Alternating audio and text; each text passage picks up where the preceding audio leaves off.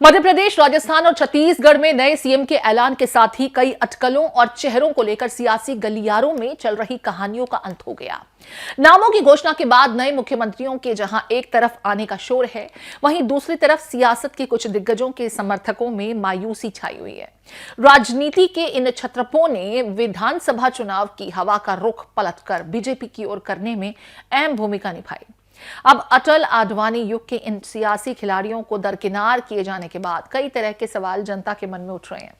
दरअसल मध्य प्रदेश और राजस्थान के दो बड़े चेहरे जिन्होंने चुनाव में बीजेपी के लिए ब्रह्मास्त्र की तरह काम किया और पार्टी को प्रचंड जीत दिलाने में महत्वपूर्ण भूमिका अदा की, जिसमें सीएम शिवराज सिंह चौहान और वसुंधरा राजे का नाम शामिल है। ये दोनों नेता अटल आडवाणी की टीम का हिस्सा रहे हैं।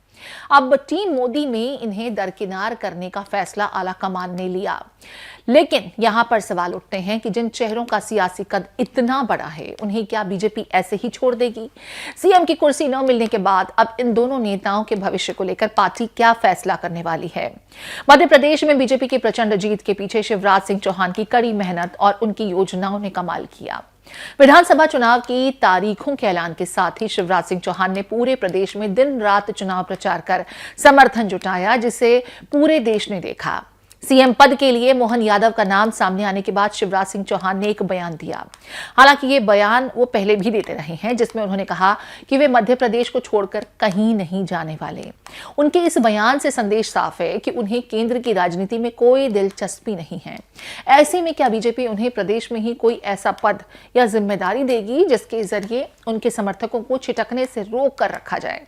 बीजेपी के सामने एक मजबूरी भी है कि आगे लोकसभा चुनाव हैं, जिसमें ऐसे नेताओं की उसे सख्त जरूरत है जो साफ सुथरी छवि के साथ साथ एक बड़े जनाधार का नेता हो।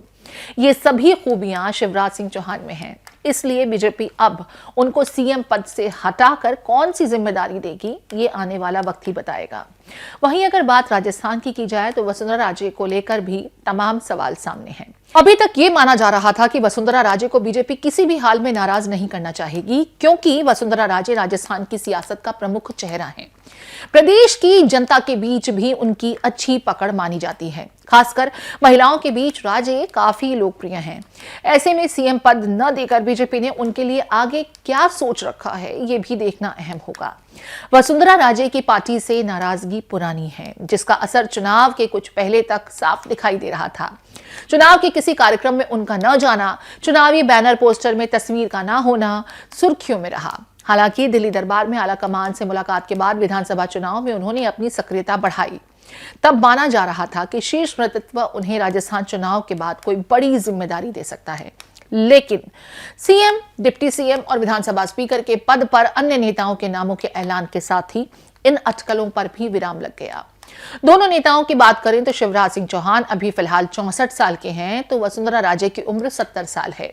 दोनों ही नेताओं की अपनी अपनी लोकप्रियता और सियासी समर्थन अभी भी उनके पक्ष में है।